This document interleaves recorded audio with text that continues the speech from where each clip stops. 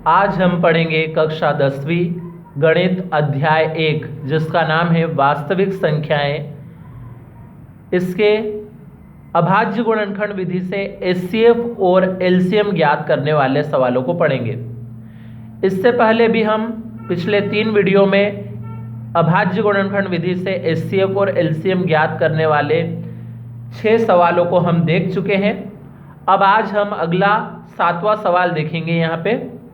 तो video start करने से पहले यदि आपने चैनल को सब्सक्राइब नहीं किया है तो सब्सक्राइब कर लें और बेल आइकन को प्रेस कर दें और अधिक से अधिक अपने दोस्तों में वीडियो को शेयर करें। तो शुरू करते हैं हमारा ये आज का सवाल। प्रश्न है, अभाज्य गुणनखंड विधि द्वारा निम्नलिखित पूर्णांकों के एचसीएफ और एलसीएम ज्ञात कीजिए। तो यहाँ हमारे पास सवाल है 12, 15 और 21। इन 3 संख्याओं का हमें अभाज्य गुणनखंड विधि से एचसीएफ और एलसीएम ज्ञात करना है। तो सबसे पहले ये बता दूं कि ये सवाल आपको एनसीईआरटी बुक में प्रश्नावली 1.2 में तीसरे प्रश्न के पहले सवाल में मिलेगा। तो इसमें हमें अभाज्य गुणनखंड विधि द्वारा निकालना है। तो सबसे पहले हम अभाज्य गुणनखंड निकालते हैं सभी संख्याओं के। तो जैसे यहाँ पे 12, इस 12 के हम अभाज्य गुणनखंड निकालते हैं सबसे पहले। तो 12 में कितने से भाग लग सकता है? 2 से, 2 छंग 12, फिर 2 से भाग लगेगा 2 तिया 6 और फिर लगेगा 3 से, 3 एकम 3। फिर 15 में किससे भाग लग सकता है? 3 से, 3 पंजे 15 और फिर लगेगा 5 से, 5 एकम 5। इसी प्रकार 21 में यदि हम देखें तो 3 से भाग लग सकता है, 3 7 21 और फिर 7 से, 7 एकम 7। तो 12 के जो अभाज्य गुणनखंड आए हैं उन्हें हम यहाँ पे लिख लेते हैं। क्या क्या आया है? 2 गुणित 2 गुणित 3। तो यहाँ यदि देखा जाए तो 2 बार आया है। तो जब भी कोई संख्या एक से अधिक बार होती है तो हम उसे घातों के रूप में लिखते हैं। यानी यहाँ पे 2 बार आया है तो 2 के ऊपर हम 2 घात लगा देंगे और ये गुणे का 3 ऐसा ही लिख देंगे। तो ये तो 12 के अभाज्य गुणनखंड हो गए। अब 15 के अभाज्य गुणनखंड यदि हम देखें तो इसमें 3 गुणित 5, ये 3 और 5 संख्या आई थी तो 3 गुणित 5 हमने लिख लिया। इसमें कोई भी अंक एक से अधिक बार नहीं है इसलिए हम इसे ऐसा ही रहने देंगे। अब हम 21 के अभाज्य गुणनखंड को यदि देखें तो इसमें आया है 3 गुणित 7।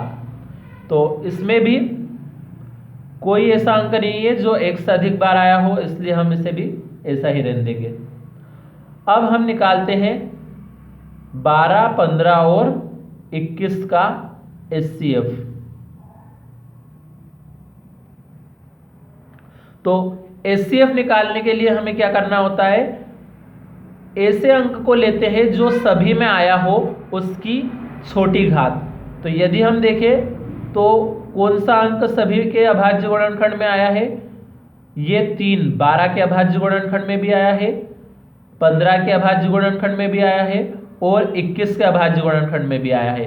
तो हम 3 को ले लेंगे और इस 3 की छोटी घात लेनी है। तो सभी जगह पे यहाँ पे 3 की घात 1 ही है, मतलब छोटी घात 3 की घात 1 ही हुई।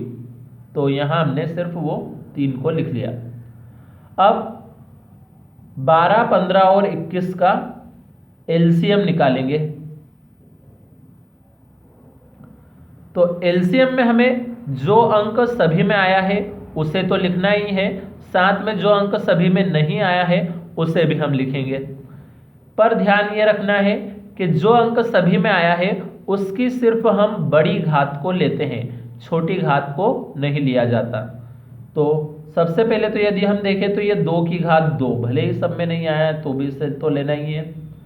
उसके बाद ये 3 सभी में आया था और इसकी सबसे बड़ी घात कितनी है? 3 ही है, 3 के ऊपर कोई घात किसी में भी थी नहीं। तो यहाँ पे 3 को लिख लिया हमने। फिर अब 5 यदि देखें तो 5 15 में आया है और एक और कौन सा अंक है? ये 7 भी आया है। तो इन सभी अंकों को हमने लिख लिया यहाँ पे। अब 2 की घात 2 का मतलब तो हो गया 4, बाकी बचा कितना 3 गुणित 5 गुणित 7। जब इन सभी अंकों का आपस में गुणा करेंगे तो आएगा 420। तो इस प्रकार से ये हमारा सवाल हल हो चुका। अब देखते हैं हम इसका अगला सवाल। तो अगला सवाल है हमारे पास अब 8वां। इसमें संख्या है 17, 23 और 29। तो ये आपको एनसीईआरटी बुक में मिलेगा। प्रश्नावली 1.2 का तीसरे प्रश्न का दूसरा सवाल। अब हम इन सभी संख्याओं के अभाज्य गुणनखंड निकाल के देखते हैं। जैसे सबसे पहले 17, तो 17 में 17 के अलावा किसी से भाग नहीं जाता है, यानी हम लिख देंगे 17 एकम 17। अब 23 में भी 23 के अलावा किसी से भाग नहीं जाता है, तो 23 एकम 23। और 29 में भी 29 के अलावा किसी से भाग नहीं जाता है, इसलिए 29 एकम 29। तो अगर हम देखें तो 17, 23 और 29 सभी के अभाज्य गुणनखंड में सिर्फ वो खुद ही संख्या आई जो संख्या यहाँ दी थी। मतलब 17 के अभाज्य गुणनखंड में 17 ही आया, 23 के अभाज्य गुणनखंड में 23 ही आया और 29 के अभाज्य गुणनखंड में 29 ही आया। लेकिन जब भी ऐसी स्थिति होती है कि जो संख्या दी है अभाज्य गुणनखंड भी वही है, तो हम उसके साथ गुणे में 1 लिख लेते हैं। तो कुछ नहीं लिखने का मतलब यहाँ पे हम 1 तो लिख ही सकते हैं, क्योंकि 17 एकम 17 ही होता है। तो हमने 17 नहीं लिखते हुए उसे 1 गुणित 17 लिख दिया। ऐसे ही यहाँ पे हमें 23 लिखना है, लेकिन उसको 23 नहीं लिखते हुए 1 गुणित 23 लिख देंगे। और 29 नहीं लिखते हुए उसको 1 गुणित 29 लिख देंगे। तो अब अगर हम इनके एचसीएफ और एलसीएम देखें तो 17, 23 और 29 का एचसीएफ, तो एचसीएफ में हम उस संख्या को लेते हैं जो सभी के अभाज्य गुणनखंड में आई हो। तो यहाँ पे सभी के अभाज्य गुणनखंड में वैसे कुछ भी नहीं था, तो कुछ नहीं था का मतलब हमने 1 लिख लिया। तो एचसीएफ में भी यही 1 हम यहाँ पे लिख देंगे, क्योंकि ये 1 सभी के अंदर नजर आ रहा है हमें, तो एचसीएफ में हम 1 लिख देंगे। तो यहाँ पे ये गुणे में 1 लिखने का कारण ही यही था कि यदि हम 1 नहीं लिखते तो यहाँ हमें एचसीएफ को समझने में कठिनाई होती, क्योंकि यहाँ हम ये सोचते कि ऐसा तो कोई अंक है ही नहीं जो सभी में आया हो, तो हम यहाँ क्या लिख देते, 0 लिख देते, उससे हमारा सवाल गलत हो जाता। इसलिए हमने क्या किया है, यहाँ पे गुणे में सभी में 1 लगा दिया ताकि एचसीएफ हम क्या लिख सकें, 1 लिख सकें। अब 17, 23 और 29 का एलसीएम निकालते हैं। तो एलसीएम में हमें सभी संख्याओं को लिखना है, चाहे सभी में आई हो या सभी में न आई हो।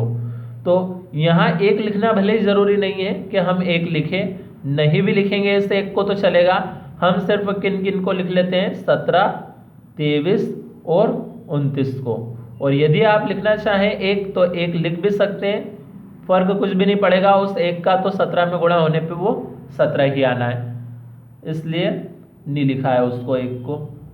अब इन सभी संख्याओं का यदि हम आपस में गुणा करें 17 का 23 में और फिर उस संख्या का 29 में, तो हमारे पास आएगा 11,339।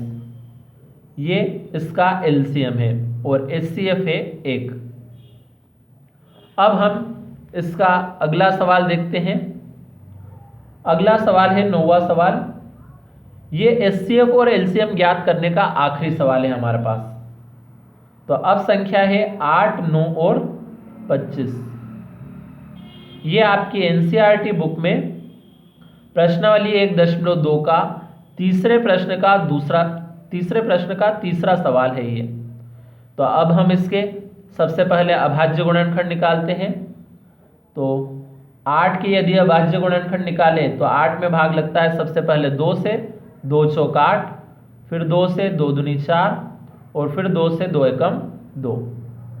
इसी प्रकार 9 में यदि हम देखें तो 9 में भाग लगता है 3 से, 3 तिया 9, और फिर 3 से, 3 एकम 3, और 25 में भाग लगता है 5 से, पचम 25, और फिर 5 से, 5 एकम 5। तो इस प्रकार से 8 के अभाज्य गुणनखंड में 2 आया है 3 बार, तो हमने 2 को 3 बार लिख लिया। अब जब भी कोई संख्या 1 से अधिक बार आई होती है तो उसे हम घातों के रूप में लिख देते हैं। तो यहाँ पे हम क्या लिख दें, 2 की घात 3 लिख देते हैं। इसी प्रकार से अब हम 9 के अभाज्य गुणनखंड यदि देखें तो इसमें 3 गुणित 3 आया है। 3 गुणित 3 यानी 3 2 बार है, तो 3 के ऊपर हम 2 घात लगा देंगे। इसी प्रकार से 25 के जो अभाज्य गुणनखंड थे उसमें 5 2 बार आया है, तो 5 2 बार आने का मतलब 5 के ऊपर 2 घात लिख देंगे। अब यदि हम इसका HCF निकालें तो 8 9 और 25 का HCF कैसे निकलता है, जो अंक सभी में आया हो उसकी छोटी घात। तो यदि देखा जाए तो यहाँ पे सभी में तो कोई भी अंक नहीं आया है, लेकिन अभी हाल मैंने बताया था कि जब भी ऐसी स्थिति आ जाए कि ऐसा कोई अंक ना हो जो सभी में आया हो, तो हम वहाँ पे 1 लिख लेते हैं गुणे में। तो गुणे में 1 भले यहाँ नहीं लिखा हमने, लेकिन HCF लिखते समय हमें वो बात ध्यान में लियानी है कि कोई संख्या कॉमन नहीं है, मतलब कोई संख्या सभी में अगर नहीं है तो HCF कितना आएगा, 1 आएगा।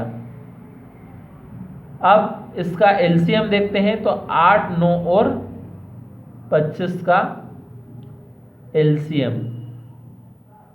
तो LCM मतलब सभी संख्याओं को लेना है, चाहे वो सभी में आई हो या किसी एक में आई हो। तो 2 की घात 3 का मतलब नहीं, सबसे पहले तो हम लिख लेते हैं, जैसे यहाँ पे 2 की घात 3 आया था, इसमें 3 की घात 2 आया था, और इसमें 5 की घात 2 आया था। सभी में अलग अलग संख्या थी, तो ये सभी को लिख लिया हमने। अब ऐसी कोई संख्या तो थी नहीं जो सभी में आई हो। अगर हम माने तो 1 मान सकते हैं कि 1 सभी में आया होगा, लेकिन 1 को लिखना कोई ज़रूरी नहीं है। अब हम इसे हल करके लिख लेते हैं। 2 की घात 3 यानी 8, 3 की घात 2 यानी 9, और 5 की घात 2 यानी 25।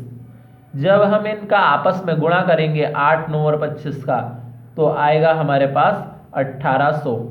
तो इस प्रकार से हमारे पास HCF आया था 1 और LCM आया है 1800। तो ये HCF और LCM ज्ञात करने वाले सवाल खत्म हुए। अब अगले वीडियो में हम अगले किसी टाइप के सवाल को देखेंगे।